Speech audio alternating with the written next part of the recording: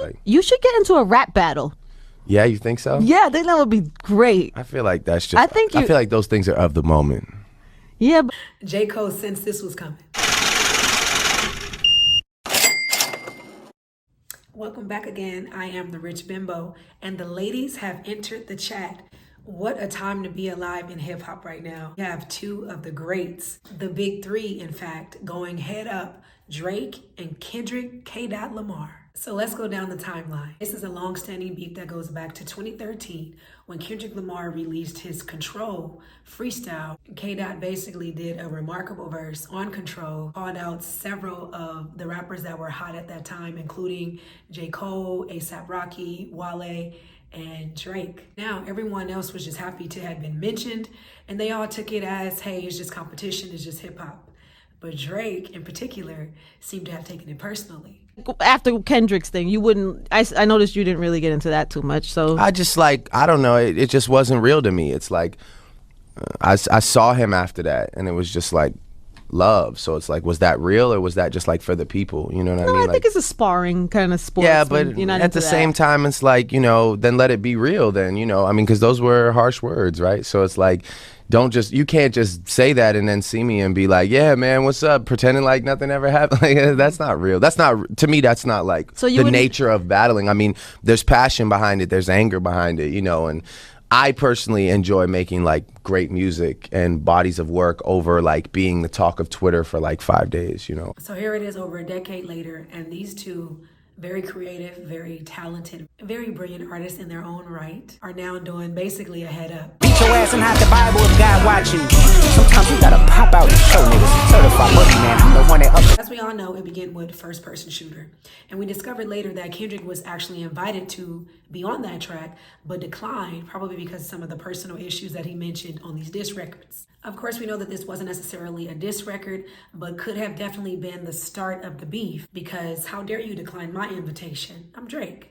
Only to respond by hopping on a track with Future and Metro Boomin like that.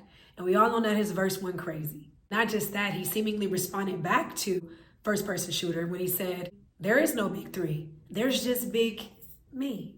At this point, it's safe to say that there's definitely some animosity, stuff starting to brew, and Drake is feeling some type of way. And not to mention, it's also clear that Kendrick Lamar has chosen sides. Jumping on a track on an album called We Don't Trust You, some heavy implications. It was no wonder why Drake responded with an official Kendrick Lamar diss called Push Ups. This was a very upbeat, catchy song that focused on everything from Kendrick Lamar's height to the bad contract that he had with Top Dog ENT. He also basically responded back to Kendrick Lamar's verse on Like That by basically saying, pip squeak, pipe down, you ain't in no big three. Right after that, Drake dropped the tailor-made freestyle. Now this was strategy to poke at Kendrick Lamar, and even in the song he was taunting him, basically saying, when are you gonna drop, Kendrick? Because Kendrick Lamar is known for taking his time when releasing projects. Now, personally, I didn't really care for the freestyle. I didn't like the use of Tupac AI. I didn't like the use of Snoop AI. Altogether, I thought it was really corny.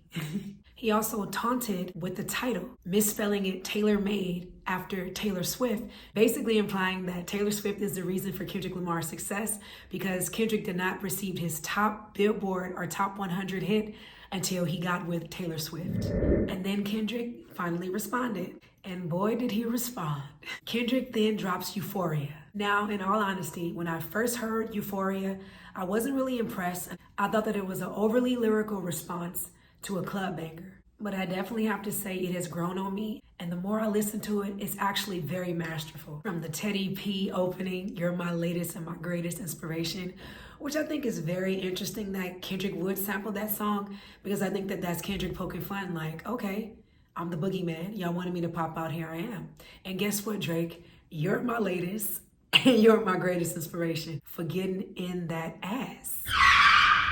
You're my latest and you're my greatest inspiration for popping out and showing you that my pen still work. To using the clip from the Wiz at the beginning shows that Kendrick Lamar is really tied to the culture. Additionally, this was the first time that Kendrick Lamar hinted at claims of Drake being tied to underage girls. He also addressed Drake issuing a cease and desist on the Like That record because it did really well on the top 100. Kendrick also took jabs at Drake's parenting. He also made claims of cultural appropriation from Drake, basically saying that non-Americans are coming to America to cosplay Black culture. Now, this is very interesting because Drake is not the first person to cosplay in Black culture that Black males in particular have welcomed with open arms. If we are going to have a serious and honest conversation about gatekeeping Black culture, then we have to definitely talk about other instances where Black men have allowed non-Blacks and also those who are cosplaying in Blackness to appropriate Black culture, and they haven't said anything. We also have to highlight that Drake's gender does pose a double standard, because if he was a woman, they would now be calling him white boy or questioning his Blackness. Can we be honest? People like Halle Berry, Lotto, Doja Cat, all of these women are biracial. However, they have been able to go on and proclaim themselves to be Black women. Now, some people have issues with the term biracial because they feel that biracial does not declare an actual race. According to the U.S. Census Bureau, there's like 5 race designations. However, let's just simplify it and say everything is Black and white. Biracial people, because African genes are more dominant, have always been allowed to say that they were Black. However, if we be biologically correct, they're not fully Black. They're biracial. Many times, biracial people are not able to assimilate into whiteness because of how they look. We find oftentimes that this standard exists because these men desire access to these women. So they go out of their way to blacken them, bring them closer to the culture. However, I find that when it's a man, it's different. Men who are biracial for some reason have to not only fight to affirm their Blackness, their masculinity is always questioned. It's also the first means of attack when someone have a falling out with someone who's biracial. This is something that is extremely fascinating, how the Black community centers and decenters biracials. We fetishize them, we elevate them, we uplift them and place them over our own natural Black features. However, when they piss us off, they become colonizers, they're no longer Black, they become white girls and white boys. And this was something that Drake ended up calling out on Family Matters. Family Matters, I have to say, is probably Drake's masterpiece of all of the disses. While Push-Ups was definitely a fast-paced, upbeat club banger, Family Matters definitely showed Drake's lyrical skills. In this one, Drake literally rapped over 3 different beats. Now, lyrically, I like this one because Drake did call out Kendrick Lamar for basically presenting yourself as being political, as being pro-Black, and as being woke. He also mentioned some of the confessions from Mr. Morale, where Kendrick Lamar hinted at having relations with non-Black women, which I think is very valid. There is an obsession, and even some may call a fetish, over non-Black and or biracial phenotypes and aesthetics. And I do remember when it first came out who Kendrick Lamar was dating, there were strange murmurs. He would imply in his songs that he liked dark-skinned and brown-skinned women. As Drake said, you're wifing up a mixed queen. Drake also made heavy accusations, basically saying one of Kendrick's children may not be his. So something that is very noticeable on this track is Drake using the N-word a lot more. This was in direct response to Kendrick Lamar's Euphoria, where Kendrick Lamar said, "We don't want to hear you say the N-word no more." Now, Drake did drop the ball when he basically said, "You rap like you're trying to get the slaves free." He didn't read the room on that one. Whether you're biracial or not, it's extremely culturally insensitive and disrespectful to describe any group as slaves, especially when African people were not slaves. They were enslaved Africans, and there's a difference. However, if we're talking about lyricism, if we're talking about the beat, even when the beat switched up, I thought that Drake really went in on that one. Also around this time, K-Dot dropped 616 in LA, which was another unofficial freestyle, almost like Drake's tailor-made freestyle. It wasn't stellar for me, but if I compare it to tailor-made, I would say it was better. Meet the Grams was Kendrick's response to Drake, and this thing was extremely disrespectful. The beat was a little more melodic so that you can really understand and hear what he was saying, and that was intentional because he was reckless. He basically addressed each member of Drake's family by first name. Starting with Adonis, he spoke to his mother, his dad, and supposedly a child that he's hiding. Now I know y'all responded how I responded when I first got this news.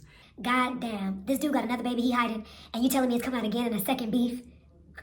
That's epic on its own. Of course, there is an infamous album cover which has Drake's prescriptions, gloves, a receipt for a piece of jewelry that was purchased, all placed strategically over a very outdated FUBU shirt. Also, this will be now the second time that Kendrick has insinuated very heavily that he may have had ties with underage girls, including paying for women, drug use, and just being an overall deadbeat. That definitely made me take a step back off of Drake.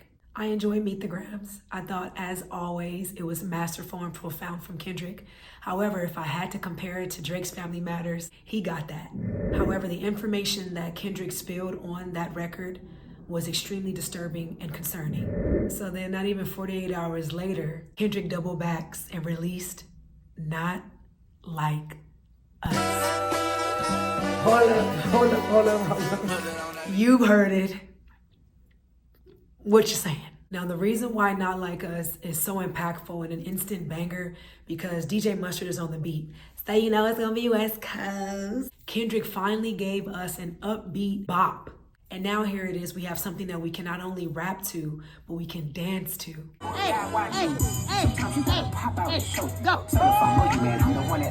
The song is 100% West Coast. A really proud day for Compton. The record is simply exceptional. First of all, Kendrick doubled down on the pedophile accusations. A quote that stood out to me to support that was, "Any girl that's in love with him, you better hide your young sister from him." Lotto, isn't her young sister currently tied to Drake right now? And of course, the infamous A minor line, not to mention the cover art, which is supposed to be a picture of Drake's house, and it shows all the sex offenders that come up right under that roof. Disturbing. I like that Kendrick defended Serena in this record. You know that Serena is from Compton. Drake has been known to come foul out his mouth about Serena. Lastly, Kendrick did address Drake's use of the word slaves and fired back by basically calling him a colonizer. Simply, Not Like Us was masterful. And that brings us to today. Drake has just recently dropped The Heart Part 6. So in The Heart Part 6, it's basically Drake's response to mainly the pedophile and sex offender allegations. So the energy in the Part 6 was definitely different from that of Push-Ups and Family Matters. It almost sounds like he was giving an explanation. And that in and of itself was very troubling for me. He shouldn't have just came out with proof or with very strong convictions like, this ain't happening, what you saying is some bull, and this is how I'm going to disprove it. But it sounded like he was explaining. He tried to redirect by doubling down on the accusations of Dave Free possibly being Kendrick's son's father. But I have to be honest, this one is trash. It's just not sticking. The beat is very mid. I didn't expect him to make this a club banger because the accusations that he's responding to is very serious. However, I did expect a beat that still would give me something. The beat gave me nothing. However, there were two lines that I thought was very lyrical and clever. The B flat line, when he basically built on the A minor line, and then also how he keeps talking directly to Whitney. Hit me up and I promise I hit you back. That was shady because of course he has been heavily implying that Kendrick Lamar is abusive to Whitney. However, definitely towards the end, it sounds like he was kind of tapping out. It sounds like he was coming to the end of his rope. So one thing I thought was really ironic was that he kind of poked fun at how fast Kendrick Lamar was going to drop a response. And I'm like, well, what the hell? Wasn't y'all just trolling Kendrick Lamar for how slow he responds? Now y'all joking and trolling him about how fast he's responding? Now make up your damn mind now. That shit was crazy. And currently, I guess we're waiting on Kendrick Lamar to respond. But let me tell you, what a time to be alive. This has been absolutely captivating, entertaining. It has caused for so many discussions and panels that has been built off of this. Most importantly, it has pulled Kendrick out of retirement because y'all know he dropped every 5 to 7 years.